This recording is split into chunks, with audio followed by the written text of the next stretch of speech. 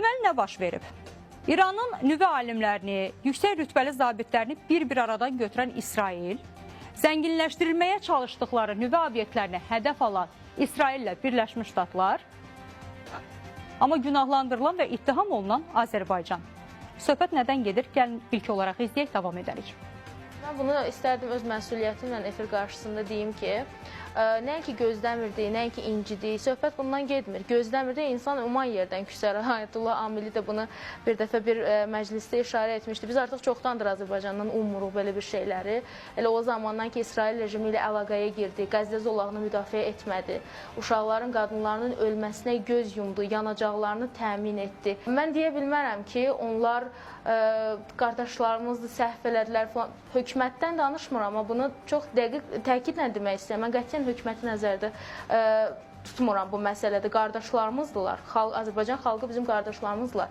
Onlar bizim vətənimizdə bizim vətəndaşlarımızı öldürüblər, bizim uşaqlarımızı öldürüblər. Onlar yanacaq verməsəydilər, o qırıcılar bizim Təbrizimizi bombalamazdılar.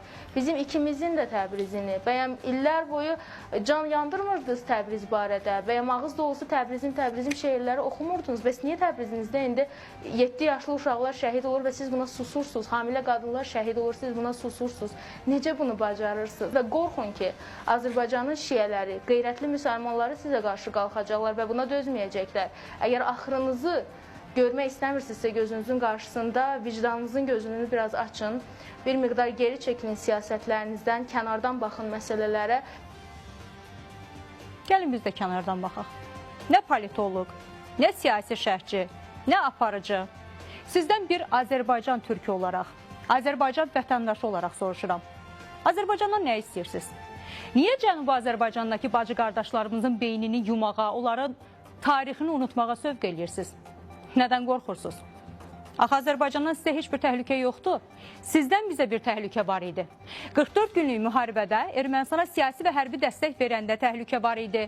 Türk dünyası birdən daha da güclənər qorxusu ilə Zəngəzur dəhlizinə mane olanda var idi. Maliyyələşdirib biz tərəfə göndərdiyiniz bir neçə şəxsin teokratik şəriət dövləti qurmağı planlaşdıranda sizdən bizə təhlükə var idi. Yeri gəlmişkən həmin şəxslərin də indi layiq olduqları yerdə həbsxanada olması da sizə bir siqnal olmalı idi ki, Azərbaycan əleyhinə çağırışlar etməyəsiniz. Ermənistanın 30 il ərzində işğalda saxladığı Azərbaycan torpaqlarına Tehranın tırlarla göndərdiyi silahlar, yanacaq və raket hissələri hardan gəlirdi?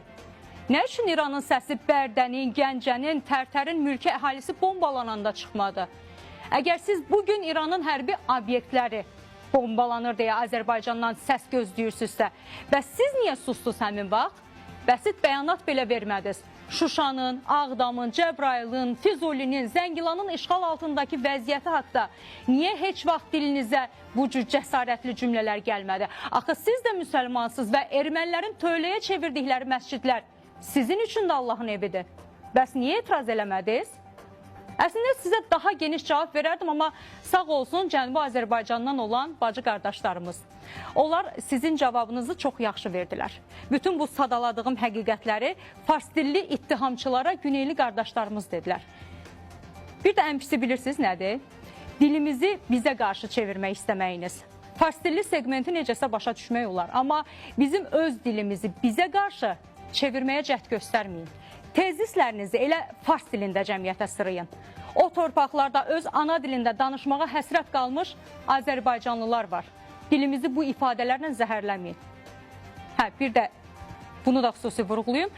Təbrizim deməyə elə ən çox da bizim haqqımız çatır. Təbrizdən uzaq qalmış Azərbaycanlıların haqqı çatır.